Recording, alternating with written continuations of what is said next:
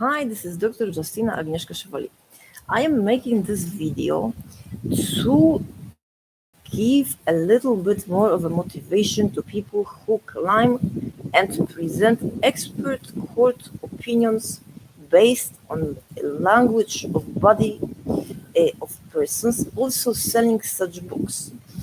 I have read those or some of the books as well as have seen those series. The series in those books sometimes do not actually at all in the interpretations suggested by the author, Joe Navarro. They actually do not present the actual possible to voice out intention and agreeing of the person observed to the movements of that person when asked. One of those, because it is a sample, why it's a sample? It is a sample because it seems to many that after marketing and after having someone establish name, that person is actually credible. And putting on those books FBI names gives that FBI, unfortunately, sometimes a very bad name.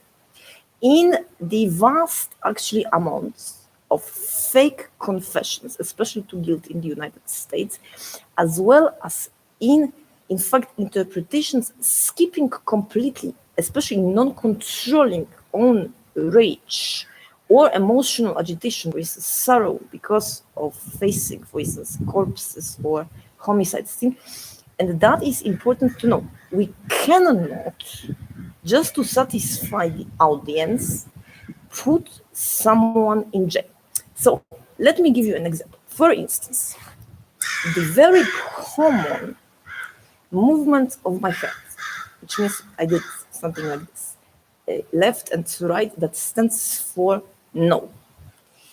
If that person that is being observed and interviewed has two or more communication tracks, some of them call it subliminal, some of them call it actually a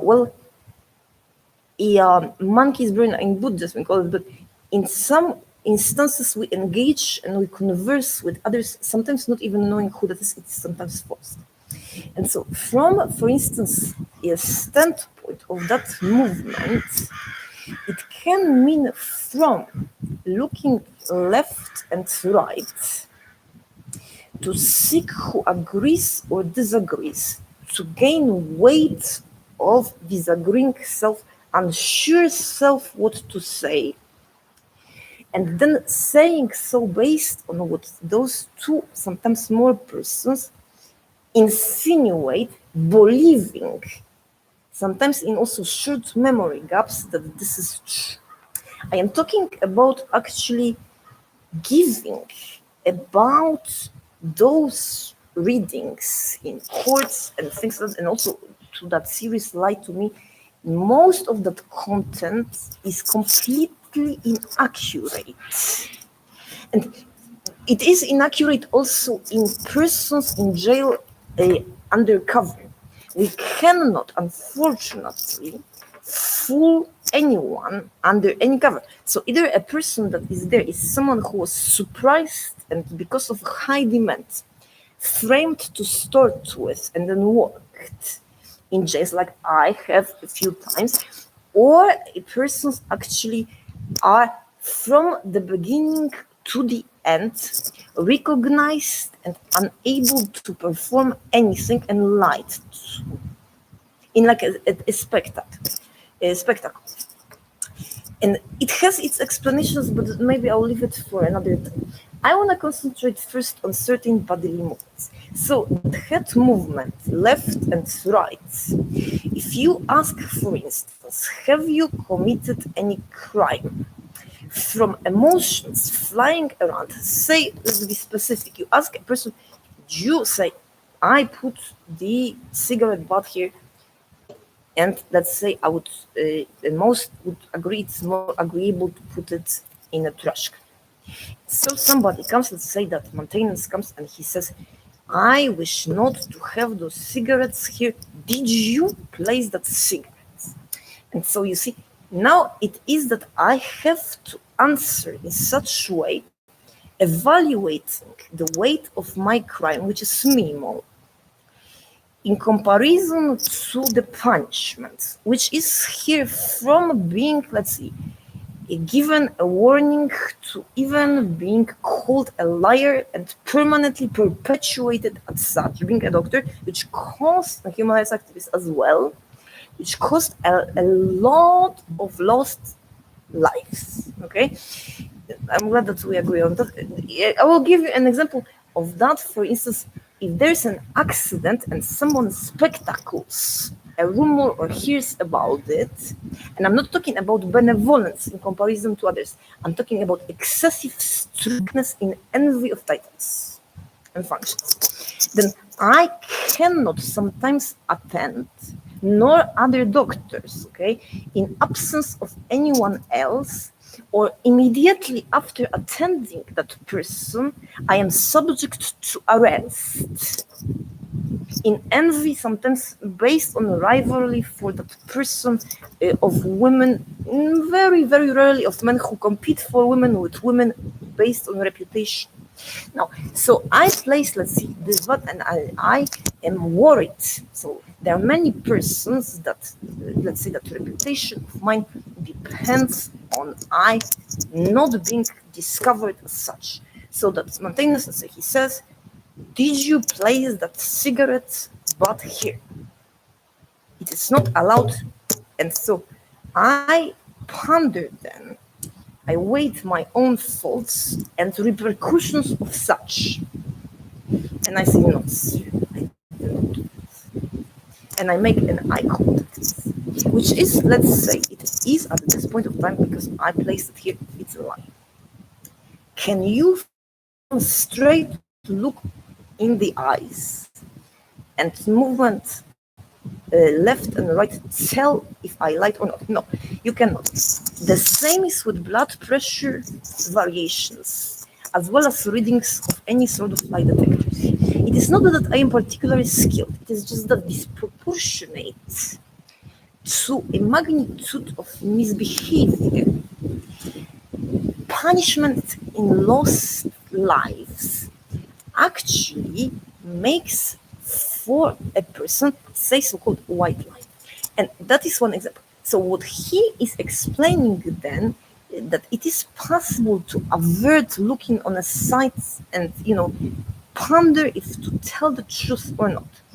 You see, the avert looking on the site, sometimes it is because we mix up also sexuality, so being bad, with the actual not so pleasant later on intents to kill or cause pain at all costs, right?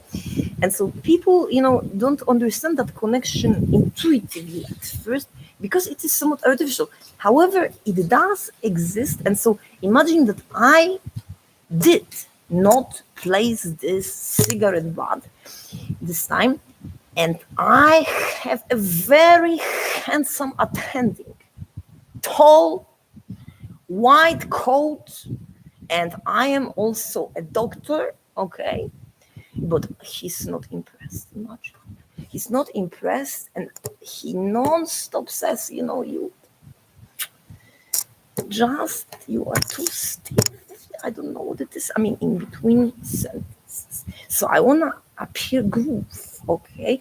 And so I place the cigarette and maintenance goes, and that cigarette actually is like, it's going to cost me a reputation, or I didn't place it. So then I go like this.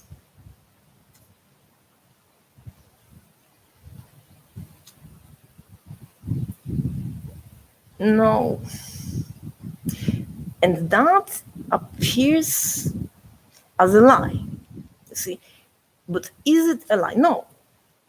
I placed it, and I say no. So, I say the opposite, and I twist it on purpose, even in vocabulary, because I want to confuse a person that I want to impress sexually being confused in pursuit of a personal relationship. So that movement and skewing the eyes absolutely tells nothing apart from who it is around and in what way, because I can try to be of utmost impressiveness, being pristine and detailed as well, using that same schematic situation.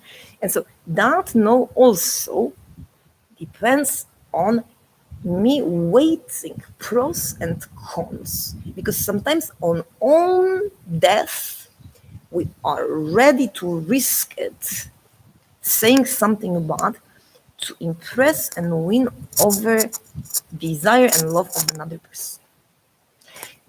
So that is very common then to believe that in jail persons are because they're gonna get married and they say false testimonies. So that movement does not tell us much. I'm not finished.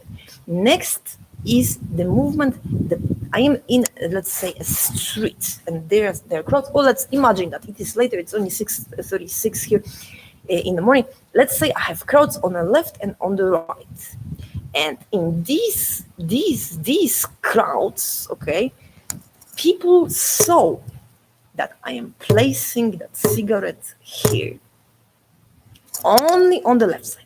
On the right side, they didn't see it. And so it is as if it were voting, because humans in the atmosphere in Earth, I will then say what the consensus is in movements. And until I remember precisely what I have done, my head movement left and right means nothing. So for instance, I moved left and right now because there are from afar some other members of the ecosystem. So did I place that cigarette? No. And now it appears as a lie. But before, you see, it did not, because the head moves on its own, sometimes while we're speaking about something else, and it is not conclusive. The most conclusive information is always having a person, the involved, as source. Learning to listen what that person is saying in detail, and without threats, stating to that person that whatever that person is being actually accused of, lying about it, it's not in the best interest of that person, and it has to be true 100% of the times.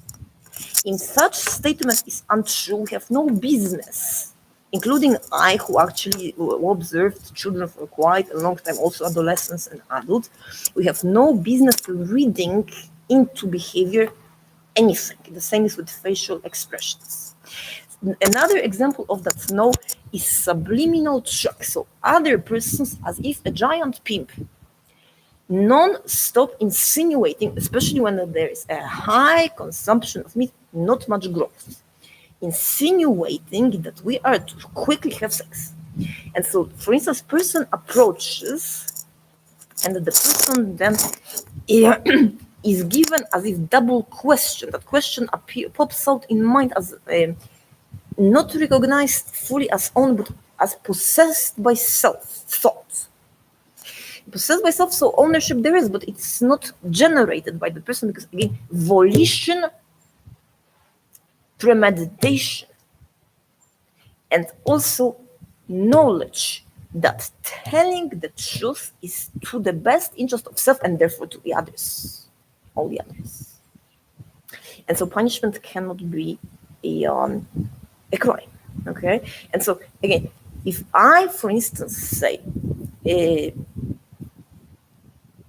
and somebody is asking, did you place that small cigarette right here? And I said, see, sure. And the person said, but you moved your head left and right. Are you sure? And so the answer is that I said no to that subliminal asking about sex. So I'm just saying in non-voluntary movement, left and right, that I am not interested at this moment because I am having, let's say, conversation with someone. It is an invented thing. And then when asked, however, it happens very often. However, asked later about cigarette, I say yes. And I, as a source, the same as any single human in this universe, I am a number one source of such information in probabilities of veracity. Gosh, let alone all the other mumbo jumbo about the movements. Even wild animal, for example, a wolf, we engage in members of the ecosystem very often. Most of the time, masculine jealousy causes a question about safety. Are you safe? That man must have raped you and things like that. Most of the time, it is jealousy to praise the newcomer as the good guy and in some ways insinuate that whoever else that is around is somewhat non-trustworthy or play a victim. Now, that does not mean that crimes don't happen. They do. However, they happen most of the time because we sell a lot of that was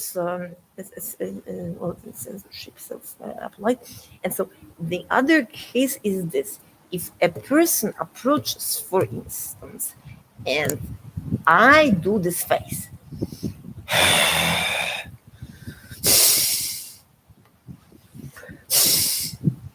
I cannot do it because it's funny because I have some audio.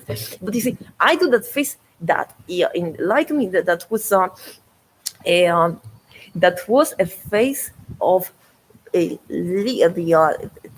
sides of the mouth down, and as if angry dog that is trying to say I hate you. Well, that hate you, when there's that undulating air of I hate you, then there is some risk of that. Without that even shaking, I don't know if you see it, it's like this. Shaking and grinding the teeth. Shaking not in cold, but actually shaking in rage. Raging, shaking, or how, like smile thing. That is not an intent to attack, in fact, it is an intent to impress, to guide towards another task. Always, in fact. And that is why the moment we assume wrong intentions, that becomes rage, sometimes even from afar. In you are going to hurt me because you think I am weak, and so I'm going to approach in a ragey way. And that person, as far as intent to harm or commit any sort of assault and things like that, is not likely at all as long as I actually provide correct information about that facial expression too. Where does it come from? It does not come from pulling on meat. It does come from, however, appetite. So biting on things, however, also sensuality. So it is to show that that thing is determined the same as humans. To do sometimes things like, let's say, even take over a fight with another person. Now, the hatred, that is one very interesting thing. When that facial expression with popping out eyes, that hatred is an accusation of the opposite gender as a group. In terms of you do not have any children, how dare you? So most of the time it is violence with intent to kill when that is source of meat, especially so humans and animals, we are as if clustered. Or when it is actually someone that is seeking for a quick fix that is intended to rape as well. So pushing, pulling, as well as that hatred, rage, picking in groups or one with hatred, eyes out. It is not necessary that if, now listen to me carefully, around there is any child that has fondness for self, be it male or a female. It is a fact. And so it is not that one needs to have children to unlock it. No. It is just that persons around then perceive the work that the other person is doing as something useful, and as if children were done, considers that person that deserves survival without reproducing. I know how ridiculous that is, but that's how we label hens as well as roosters, bulls, and cows based on the activity of survival. So humans in high consumption of that in cold areas like Halloween, well, we behave like starved wolves, and when it comes to sexuality, mostly as the same as forcing or forced on animals in a closed cage. And that is necessarily to remember also that hatred is possible to repel with hatred. So enough that one exposure to such, and as if mirroring with pre-existing memory of such that facial expression, we are able to actually get that hatred down, and that person will move back and gets usually scared. Now, another thing, without any threats, and goes away.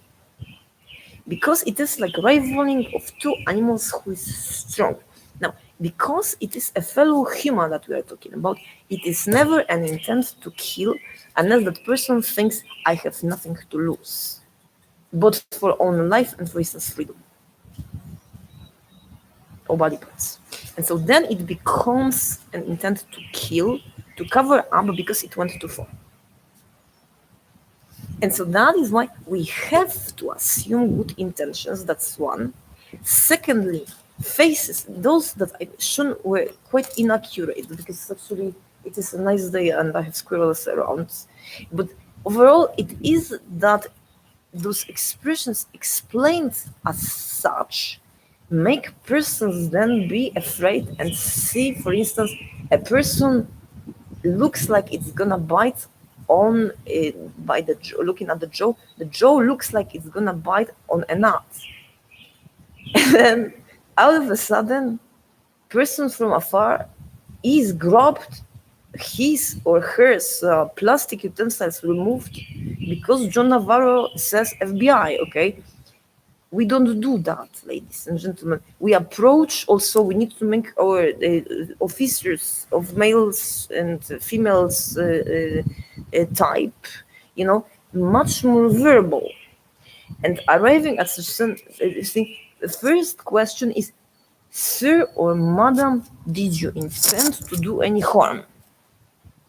Unless we see that person runs with that knife, and I mean, have you ever seen it? It's very rare, okay? It takes persistent harassment of a person and a group also to shoot at masses, for instance, and do that. The coldness and the aloofness of a terrorist, it takes a long time of an abuse of a person, impeding that person personal goodness and praises, and praising that person for first small behaviors that are insignificant and honest, and not punishing for higher crimes, to present self as good, so that the person cornered without thinking that it is actually safe, that person actually commits a crime, and then usually the people shoot themselves.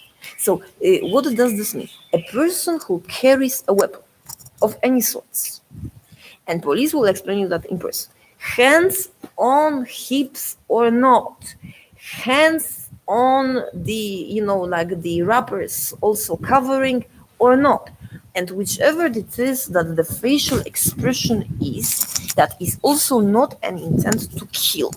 So any, in fact, metal objects or anything else is dangerous when we, on the other hand, assume Now listen to me carefully.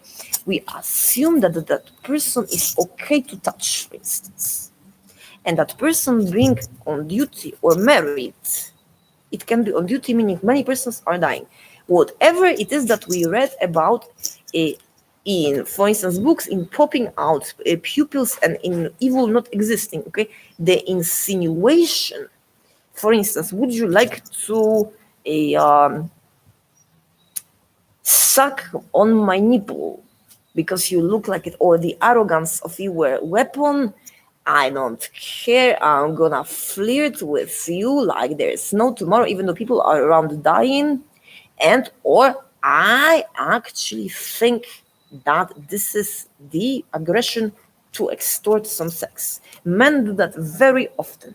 Then from whatever it is that that woman, a police officer or not, the same is for men, is carrying, it does become an audacy alert to shoot down or put to the ground. And that is not something that does not apply to civilians. It applies, and applies all the time. So the vice versa as well, we need to take it easy because we create own faith, despite what those facial expressions say. Now, this, for instance, described as the power pose. So hands like this in behind head, chest extended, and usually it is described as pride or position, so leadership, that experience. Some of those trainers on TED Talks also explained that before she goes to a classroom, she does that so that she has confidence to speak in the classroom. Well, what it is really is that around in the ecosystem, it takes to acquire even strength of voice to convey something, let alone to appear confident, at least two persons who place trust and self, in fact, as if censored sometimes, speaks on behalf of at least two. And so it stands for actually extended hands and two people, and that those people around actually give that pose, because one acquires self-confidence that whatever one is saying is of value to at least two, most of the time more. So you see, knowing that in the ecosystem, because those are not inventions, those are observed phenomena, knowing that we can simply lower that a little bit when it is, for instance, righteous seemingly intent to harm, by addressing whoever it is that is empowering that type of be humble. And so that is usually the left and the right, and at least usually when it's rivalry, so that primal, I am matcha or matcha, intent to impress, but in badness. You see, when we spot whoever it is that wants to harm to gloat, because that's a very common thing, especially actually in the United States. So we spot maybe in some gangs or things like that in Poland, that otherwise I've never seen that most of the time. Those times did change, I heard that from teachers, that somewhat. Basically, we can do that when it's rivaling, that type of I am going to show you now how it is that I'm powerful because I have two butts on left and on the right, big ones, usually muscular ones. How it is that I'm important, having nothing to say. And so that then later on, it takes, when it is person of opposite gender,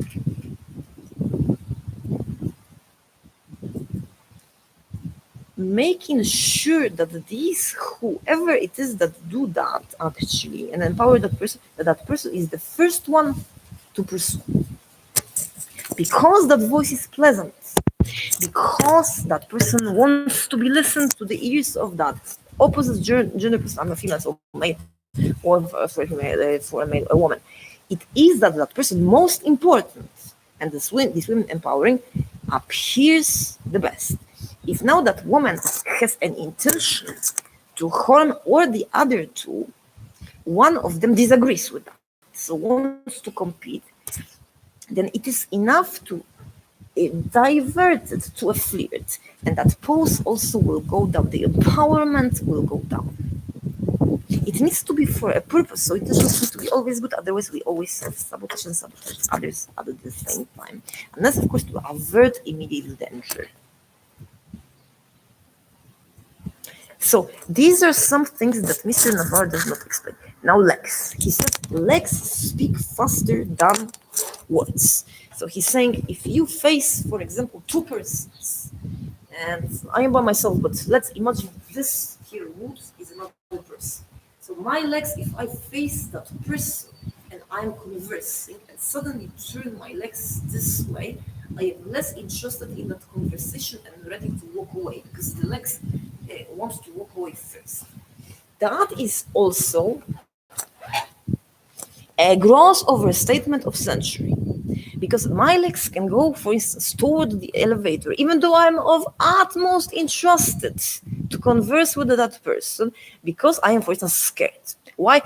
Let's say I'm talking to a very, very, very handsome man, however, he's married, and I didn't know.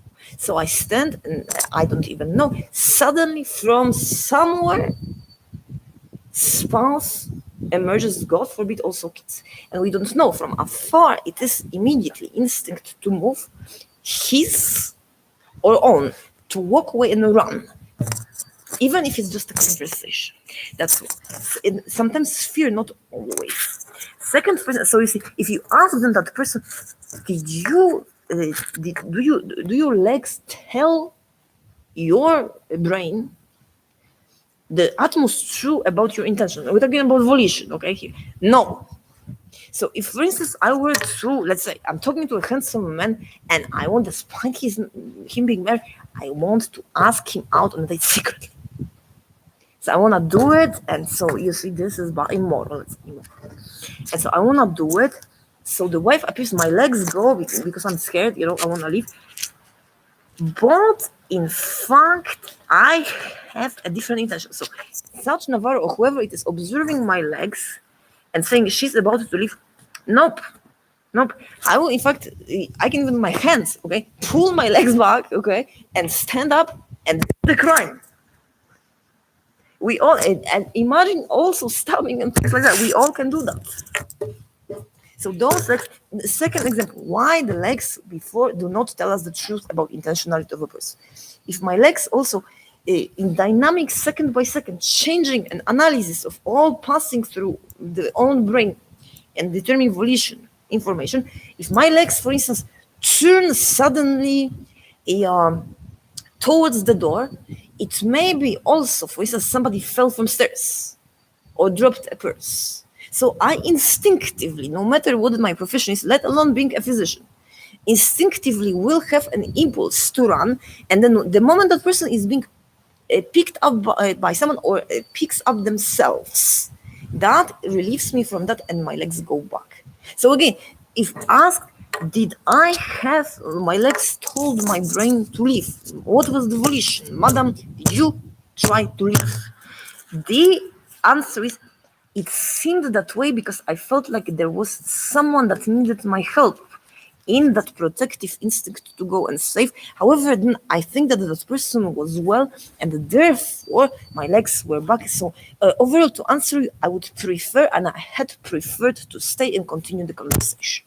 So that's another example. You see, the legs do not tell above that person anything at all. If I do that or dance with them all over, in fact, also does not tell us anything at all. Now, this is the culprit now at utmost frustration foremost. So, we have sometimes an impression that females, we have to cross our legs like this, okay, sitting, because otherwise this is offering sex. So it is a reflex, it is true. However, we don't hump 99.9% like, animals, and even animals, to be honest, unless they are really, locked up or forced, they don't do it. So, is my leg crossed or not? I may decide so to send a message to a person that I do not feel, let's see, confident enough to trust that person and cross that leg to avert conveying a message that sex is actually right now wanted. Does that mean that I don't want that person, for instance? No. It means that in that very situation, I don't want to appear that way. I want to completely remove it from the room. That's one. Second one, if I uncross my legs, there are two simple explanations. First one is, okay, I'm feeling safe and comfortable. So knowing that that person has for sure somebody else and cares for me. And so I do not feel that actually I want to be second best choice and suffer. Because nobody wants that. In knowing better, especially after a certain age, I actually can uncross my legs because I know that that person will not hurt me at all. No matter what that person actually will do. Now, not all persons are like that. Third thing with uncrossed legs is a warrior posture. So warrior posture is that freedom and power, another one, with the hand like this and spread legs, the same as women like this. Don't get me wrong, it does take more than one woman and men who actually are quite abusive and force themselves only on women that they actually know they don't love them or provoke. And so that gives an impetus. The moment that men would try something sex to, on behalf of women, actually kick and, well, it is not sexy, that's not an intent. Facial expressions vary, usually protruding eyes, especially in persons with blue eyes, but also in the dark eyes, it's just harder to see. We cannot tell. The same as mouth curled down. And so that is, again, yes, uncrossed legs may be flirtatious. It can be that uncrossed legs may become a signal I would like to, put them around somebody's hips, because that is the most common non-stop promoted interpretation. The probability of that in bodily language, in relationships following certain etiquette, and so the need to read those while being faces in public places, in restaurants and things like that, it rather defines the purpose, because the person uncrossing legs, feeling even utmost surges of back and forth of desire, may not at all want to have sex even for 20 years. Okay? And so that is also to say, do not jump at conclusions, simply kind of direct conversations onto such. Why is that important? It is important when we talk about especially crimes committed as couples. Now, I was gonna make this separately, but I just want to end this thing, which is like a little show, with this. I know that there is this beautiful fairy tale story that the jails are for men and for women that want to get married, a preparation for such incorrecting the behavior, later on sending to some group home as if, built as in monastery that will provide additional, later on coffin church atmosphere for men and women to meet one another after corrections. And so it became such that people started collecting women, young policemen especially, who they would want to ask out, not having sometimes anymore enough money to be able to provide for them, impeded from any sort of work and non-stop harassed by other persons. That is not a reason to arrest. One needs to commit an actual crime proportionate also to the person's situation. So, jails are mostly for persons that committed, let's hear, violent crimes such as assaults, rapes. You know what rape is? It's an assault with genitals, use of genitals. So forcing someone who is not ready to have sex to hurt that person on purpose, ramming that onto that person to fertilize and punish, sometimes kill at the end. I prefer to use that because some persons have some distorted notion about it, okay? The same as if it was a child, basically, a woman. Now, rapes as well as assaults, stabbing, hurting, burning persons, long-term also psychological torture. That is, and fake accusations of such to dismiss charges of own guiding self with what it is that that person based on appearances can actually get out of being a having somewhat of a sociopathic tendency, so using manipulating women. And so what I am explaining is that jail, it is true. All crimes, if you really concentrate on it, all of them, are derived from adult persons working on having adult personal relationships, being either impeded from having that sexual relationship and forced to do something else, or being forced at persons who they care less than for one another, including in disparities actually of capacity or the capacity in the ecosystem to have children or to earn for anything. And so then we need to take such persons like Bonnie and Clyde from history, persons who went and shoot people, did something wrong. And then to stop the dynamic, those persons were separated, and one went to jail for women, the other to jail for men, so that they actually calm down and stop seeing everyone as if they were disposable items to get out of the way to gain the war. The same was, but that is actually most of the time jail is for scoundrels. That's the word. So persons who actually prefer to hurt others on that vibe of teenage, thingy, no matter the age, and actually doing such, then in disregard to all others, getting arrested and trying to laugh it off because they are in love. So that's why separation is then a punishment. Isolation, separation into jails is a punishment.